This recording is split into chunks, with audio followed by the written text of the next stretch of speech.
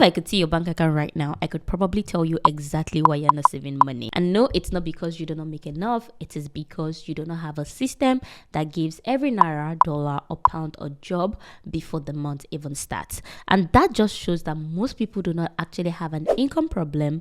They have a structure problem. I have personally seen people who make $10,000 a month and still struggle to pay their debt. And I've also seen people who make even less but have a clear direction. So instead of focusing daily on making more money, you need to fix your money habit first so you do not keep repeating the same financial mistake when you start earning even more. Now, in this video, I'm going to break down how to structure your money using the 50-30-20 rule, how to make your savings actually grow, and the most overlooked habits that determines your financial future. So make sure you stay until the very end, because the last step is the one that most people ignore, and it is the one that changes everything.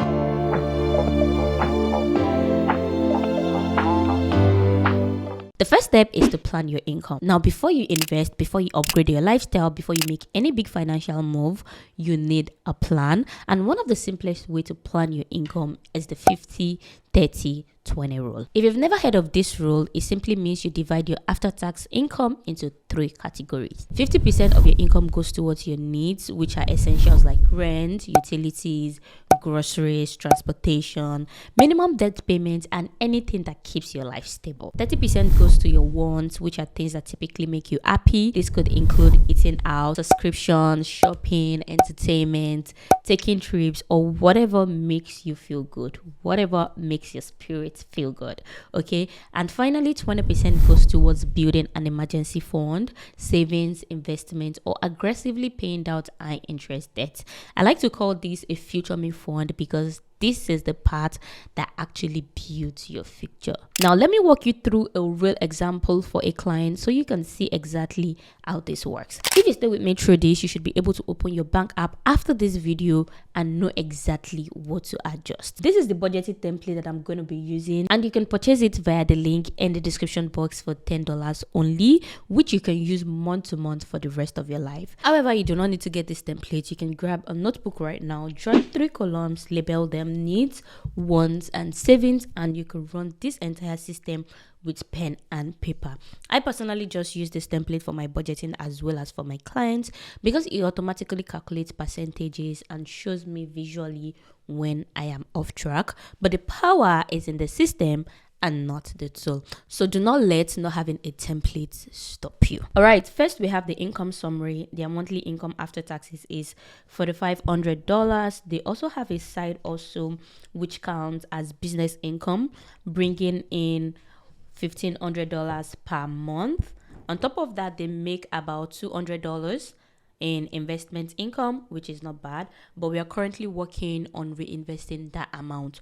Once we enter those numbers, their total income comes to $6,200 per month, which may fluctuate from month to month. The 50-30-20 split is automatically calculated, so if anything changes in the income section, the percentage adjust as well.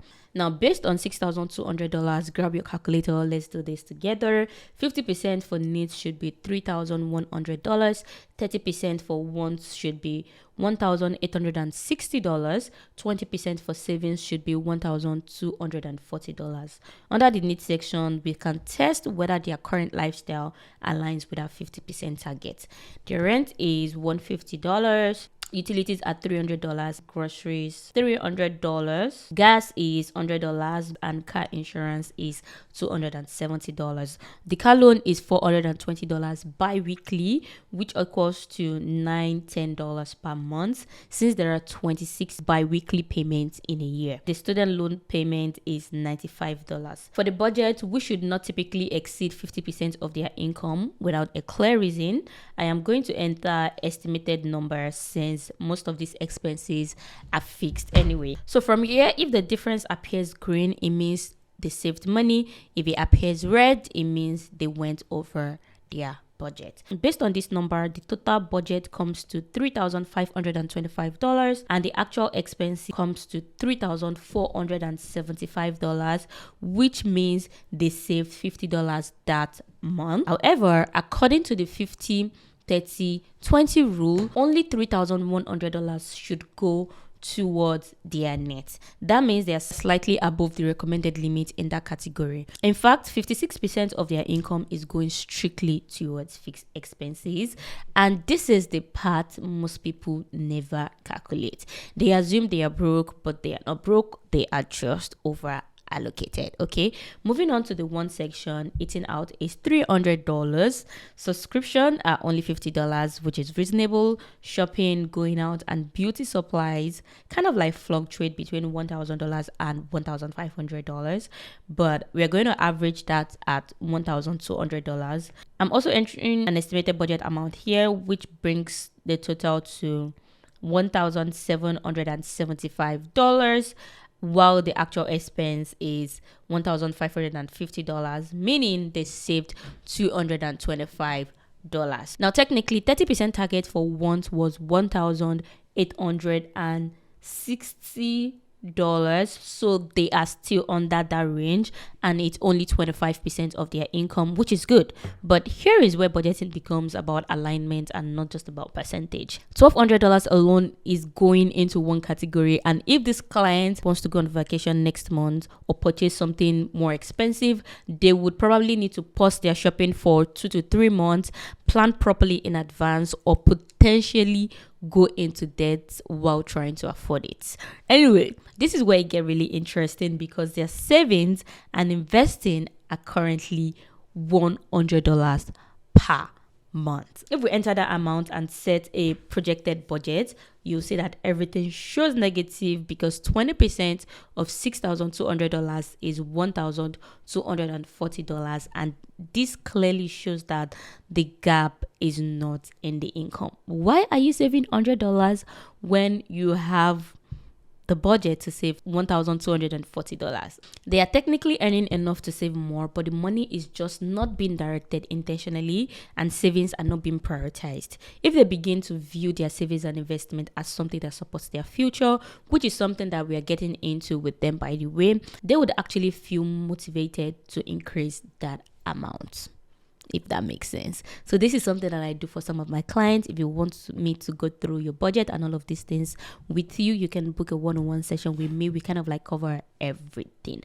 Okay, if you're watching this video and this feels familiar, I want you to pause and calculate your own 20% target, because that is what is very, very important. You might realize that you are earning enough to save more, but you're simply not directing it properly. If you would prefer to use this exact sheet so you can see your totals, percentages, and split update automatically, it is linked below for $10. But again, you can absolutely recreate these in a notebook. Remember, the power is in the structure. Don't let anybody trick you into buying a spreadsheet, including me. Now, let's take a look at the full picture. We have the total income, the ideal 50-30-20 split, and the percentage of the income actually spent. Needs are 56%, which is above the recommended 50%. Wants are 25%, which is below the 30%. But savings are only 2% of their income, which is the tiny green portion shown here. The good part is that there is leftover income around 17%, which means we can restructure the budget and plan intentionally for it. So when working with this client in real time, it is at this point I would ask the important question. What is more important to you long term? Is it shopping? Is it building assets? Or is it building financial security? Or even both? And then we can reallocate and budget properly, which brings me to step 2, making your money work for you. Now, let's talk about where your savings are sitting. In 2026, ladies and gentlemen, or even beyond, you have no business keeping your money in a traditional savings account that earns little to no interest. At the very least, even if you have zero investment knowledge, you should consider a high interest savings account, also known as a high yield savings account. A high interest savings account does the same job as a regular savings account, but it pays you more simply for keeping your money there. In Canada, online banks like EQ Bank, Neo Financial, PC Financial, in fact, I made an entire video about it and I'm going to link it somewhere here. And in Nigeria, we have several ones like PiggyVest that offers around 12 to 17% per year. In the UK, I know there is Monzo. In the US, there is Ali Bank. Just make sure you do your own research before choosing any of this option. It is very, very important. These online banks are way better than traditional banks in terms of like how much you can potentially get just by keeping your money with them. So whether you're building an emergency fund, saving for a move, planning a trip, or just stacking up cash for a down payment, that money should be working for you in the background. And the key part of this process is to automate your savings. Life happens, we forget things. You want to make sure you set up an automatic transfer every time you get paid. This could be $50, $100, or even $10. The most important thing is consistency, because that is what builds momentum. Over time, you then begin to see the effect of compound interest, which brings me to the most important part of this video. If you'd like, I can create an entire video explaining compound interest and show you in real time using this template right here.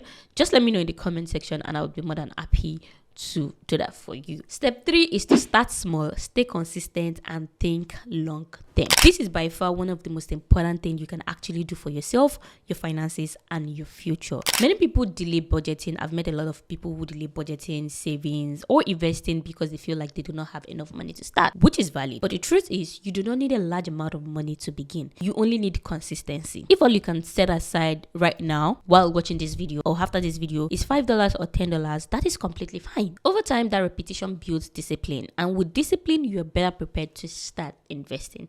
Many people want to also skip ahead and jump straight into investing without learning how to save first, but everything we've discussed so far is what prepares you to reach that stage responsibly. The same principle applies to debt. If you have a credit card balance, avoid paying only the minimum amount.